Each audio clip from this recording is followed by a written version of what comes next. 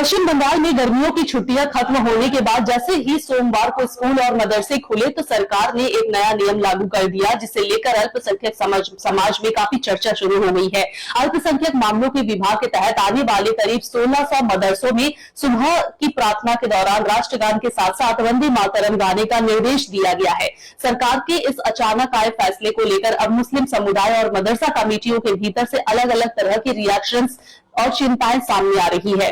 इस बार सिर्फ गाना गाने के नियम नहीं था, बल्कि सरकार ने सभी मदरसों के हेडमास्टर से यह भी कहा है कि वे प्रार्थना के समय का वीडियो रिकॉर्ड करें और उसे सबूत के तौर पर सरकारी व्हाट्सएप ग्रुप पर अपलोड करें। इस वीडियो रिकॉर्डिंग वाले नियम को लेकर कई जानकारों और कमेटियों ने आपत्ति जताई है। उनका मानना है कि देशभक्ति दिल से होती है और इसे साबित करने के लिए इस तरह के वीडियो भेजने का दबाव बनाना सही नहीं है, क्योंकि इससे एक तरह का अविश्वास पैदा होता है। इसके साथ ही कई मदरसों की तरफ से यह भी बात सामने आई है कि यह नया बदलाव बहुत अचानक से लागू कर दिया गया है, जिससे बच्चों के लिए काफी मुश्किलें खड़ी हो रही हैं।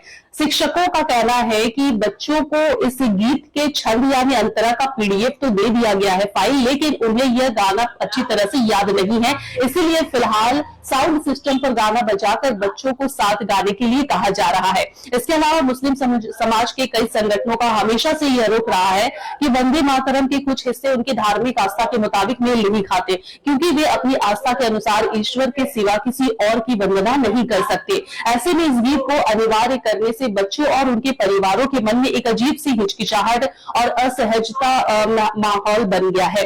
इस नए नियम के आने से पहले बंगाल के मदरसों में सुबह की प्रार्थना में राष्ट्रगान जनगण मन के साथ साथ मशहूर कवि गुलाम मुस्तफा की लिखी हुई प्रार्थना अनंत असीम प्रेम में तुम्हें गाई जाती थी। यह पुरानी परंपरा सभी बच्चों को बहुत पसंद थी और इसमें ईश्वर की तारीफ भी की गई थी, जिसे लेकर हर धर्म के लोग बहुत आसानी से खुशी खुशी से गाते थे। लेकिन इस सोमवार से उस पुरानी और शांतिपूर्ण परंपरा को रोक दिया गया है और उसकी जगह वंदे मातरम को शामिल कर दिया गया है। मुस्लिम समाज के कई प्रतिनिधियों का कहना है कि केंद्र सरकार की सिफारिशों का हवाला देकर राज्यों में इस तरह के नियम जबरन थोपना ठीक नहीं है, क्योंकि इससे आपसी तालमेल और माहौल पर असर पड़ता है। उनका मानना है कि शिक्षा के केंद्रों में इस तरह के कड़े नियम लागू करने के बजाय आपसी बातचीत और समझदारी से ही कोई रास्ता निकाला जाना चाहिए।